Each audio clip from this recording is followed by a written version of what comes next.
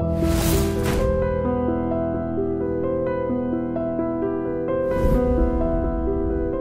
Hello welcome to iDream media.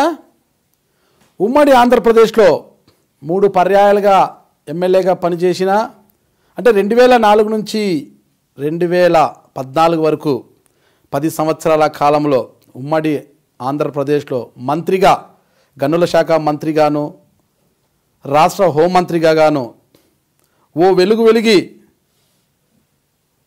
రాష్ట్ర ప్రజలందరితో చేవెళ్ళ చెల్లెమ్మగా ముద్దుగా పిలిపించుకున్నారు. ఆడెవరో కాదు, ఎన్టీఆర్ హయాంలో రాష్ట్ర హోంమంత్రిగా పనిచేసి హోంమంత్రి కుర్చీకే వన్నె తెచ్చిన స్వర్గీయ మాజీ మంత్రివర్యులు ఇంద్రారెడ్డి గారి సతీమణి సబితా ఇంద్రారెడ్డి గారు. చేవెళ్ళ చెల్లెమ్మగా రాష్ట్రంలో ఓ వెలిగిన ఆవిడ ప్రస్తుతం ఎందుకో కాస్త సైలెంట్ అయ్యారని కనిపిస్తోంది. అయితే ఆమె తనయుడు తండ్రి రాజకీయ వారసత్వం కానీ తల్లి రాజకీయ వారసత్వాన్ని పుచ్చుకొని ప్రస్తుతం రాజకీయాల్లో ముందుకు సాగిపోతున్నారు. 2014లో ఎంపీగా బరిలో నిలిచినప్పటికీ ఓటమి తప్పలేదు. ఇన్నాళ్ళు ఇంద్రారెడ్డి కుటుంబానికి ఓటమన్నది లేదు అన్న ప్రజలే ఆ కుటుంబానికి ఓటమినిచ్చారు. అసలు ఓటమనే ఎరగని ఆ కుటుంబానికి ఓటమి ఎందుకు వచ్చింది, ప్రస్తుతం చేవెళ్ళ చెల్లెమ్మ గారు ఎందుకు సైలెంట్గా ఉన్నారన్న వివరాలు ప్రస్తుతం ఆమె నుండి తెలుసుకోబోతున్నాము. సబితా ఇంద్రారెడ్డి గారితో పాటు ఆమె తనయుడు కార్తిక్ రెడ్డి గారు కూడా మన ముందు ఉన్నారు.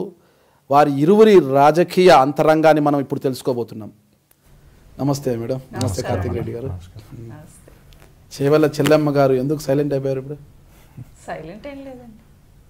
ఇంతకుముందు రాష్ట్రంలో ఎక్కడ చూడు చేవెళ్ళ చెల్లెమ్మ గారి పేరు అంటే సబితా ఇంద్రారెడ్డి గారి పేరు ఎప్పుడు వినిపించేది. ఇటీవల కాలంలో అంటే ప్రత్యేక తెలంగాణ వచ్చిన తర్వాత మీ పేరు కాస్త నెమ్మదించింది, అంటే కొద్దిగా సైలెంట్గానే వినిపిస్తుంది. అప్పటికి ఇప్పటికీ మీడియాలో చాలా మార్పు వచ్చింది. ఎలాంటి మార్పు అంటారు? గతంలో ప్రజాస్వామ్యంలో ప్రజాస్వామ్యయుతంగా పనిచేసేది మీడియా కూడా. ఓకే. సో ఇప్పుడు ఏమైపోయిందంటే ప్రతిపక్షాల న్యూస్ అసలు చూపించొద్దనే గీత గీసుకున్నట్టుగా అనిపిస్తుంది అంతే. కొంత అన్ని మీడియాలు అలాగే ఉన్నాయంటారా? ఎక్కువ శాతం. మేము మంత్రిగా చేసినప్పుడు, మేము రూలింగ్లో ఉన్నప్పుడు ప్రతిపక్షాల న్యూస్ ఎలా చూపించేవాళ్ళు, మేము రూలింగ్లో ఉన్నప్పుడు ప్రజల సమస్యల్ని మా దృష్టికి తీసుకురావడానికి ఎన్నిసార్లైనా బ్రేకింగ్ న్యూస్ లేసి మమ్మల్ని అటెన్షన్ అట్లా డ్రా చేసేవాళ్ళు. అసలు ఇప్పుడు రాష్ట్రంలో ఎన్ని జరుగుతున్నా కూడా ఇలా ఒక లైన్ ఇలా వేసి ఇలా తీసేస్తున్నారు అంతే. వాస్తవం అండి కార్తిక్ రెడ్డి గారు. ఎంతో మంది మహిళల మీద అత్యాచారాలు జరుగుతూ ఉన్నా కూడా స్పందన కరువైంది అనిపిస్తుంది. నేను అనుకోవడం ఏంటంటే ఒకవేళ నిజంగానే వేయకూడదని అనుకుంటున్నారేమో ప్రతిపక్షం వాళ్ళ న్యూస్. అంటే ఇప్పుడు రాష్ట్రంలో మహిళల అత్యాచారాలు అంటున్నారు, అది ప్రతిపక్షాల కిందికి రావు కదా, అంటే అవి హాట్ న్యూస్ లాగా చూపిస్తారు కదా మీడియా. చెడ్డ పేరు రాకూడదని యాంగిల్లో కూడా వేస్తలేరేమని నా ఆలోచన. వాస్తవం అంటారా కార్తిక్ రెడ్డి గారు? ఇవి 2 రాష్ట్రాల్లో మీరు గమనిస్తే, అటు ఆంధ్రప్రదేశ్లో కానివ్వండి, ఇటు తెలంగాణలో కానివ్వండి, మీడియా సోదరులు ముందు ఏ విధంగా అయితే అగ్రెసివ్గా పనిచేశారు ఇప్పుడు చేయట్లేదని వాస్తవం నేను అనుకుంటున్నాను, అమ్మగారు అనుకుంటున్నారు. ఇదే మాట చాలామంది కూడా నాకు చెప్పడం జరిగింది. ఇప్పుడు మీరు ఒక విషయం చెప్పారు, మహిళల పైన అత్యాచారం కూడా ప్రతిపక్షాల పాత్ర కాదు కదా, దాన్ని ఎందుకు మీడియా ఆ న్యూస్ని ఎందుకు కవర్ చేయదని. ఉదాహరణకు సంవత్సరంన్నర కిందట ఒక కానిస్టేబుల్ కోసం ఇంటర్వ్యూ కోసం పోయిన ఒక అమ్మాయిని 4 దుండగులు 4 రోజులు 5 రోజులు అత్యాచారం చేసిన ఒక సమాచారం మనందరికీ తెలుసు. వాస్తవానికి అదే ఒక కాంగ్రెస్ పార్టీ సర్కార్లో జరిగింటే, కాంగ్రెస్ పార్టీ హయాంలో జరిగింటే ఎంత పెద్ద ఎత్తున చేసేవారో హోమ్ మినిస్టర్గా అమ్మగారు దగ్గర నుంచి చూశారు. అంటే ఒకవేళ అట్లాంటి సంఘటనలు జరిగితే ఎంత మ్యాగ్నిఫై చేస్తుంది ప్రెస్ అనేది ఆ రోజులో అమ్మగారు దగ్గరికి వెళ్ళి చూశారు. కానీ అంత పెద్ద సంఘటన జరిగినా కూడా రాష్ట్రంలో మీడియా సంస్థలు, తెలుగు మీడియా కానివ్వండి, నేషనల్ మీడియా కానివ్వండి, దానికి జరగాల్సినంత కవరేజ్ జరగలేదనే విషయం నేను భావిస్తున్నాను. అదొకటే సంఘటన కాదు, ఇట్లాంటి సంఘటనలు చాలా ఉన్నాయి.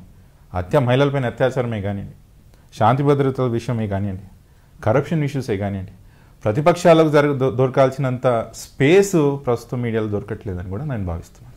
ఇది మీడియా వైఫల్యం అంటారా, లేదంటే మీడియా మీద ఉన్న ఆంక్షలు అంటారా? ఇవన్నీ ఎవరు పెట్టారు ఆంక్షలు అంటారు? పాలన చేస్తున్న వాళ్ళు పెడతారు కదండి. పాలన చేస్తున్నవారు. ఎందుకంటే తెలంగాణ రాష్ట్రం వచ్చిన మొదట్లో 2 ఛానల్స్ని ఆల్మోస్ట్ ఒక 1 year బ్యాన్ చేసేసారు మా దగ్గర, ఐ మీన్ తెలంగాణ రాష్ట్రం. అలా చూపించి మిగతా వాళ్ళను ఆంక్షలు పెట్టారేమో అనుకుంటాను నేను. ఆల్మోస్ట్ ఏబిఎన్ ఒక ఛానల్ అయితే ఆల్మోస్ట్ 1 year బ్యాన్ చేసినారు. కాబట్టి ఇంకా మిగతా వాళ్ళందరినీ అది ఫస్ట్ స్టార్టింగ్లో నాకు జలక్ చూపించి అందరిని అట్లా. అదే ఛానల్ ఈరోజు అధికార పార్టీ నేతలతో ఇంటర్వ్యూలు చేస్తున్నారు కదా. సరే అంటే మొత్తము వన్ సైడ్ ఏదో చేస్తుంటాను కాదు, బట్ స్పందించాల్సిన ఇష్యూస్ మీద అంత ఇదిగా స్పందించట్లేదేమో మీడియా అనేది. ఆరోగ్యకరమైన ప్రజాస్వామ్యానికి 4 చక్రాలు కావాలండి. Free and able democracy, bureaucracy, legislative, judiciary and free and able working press.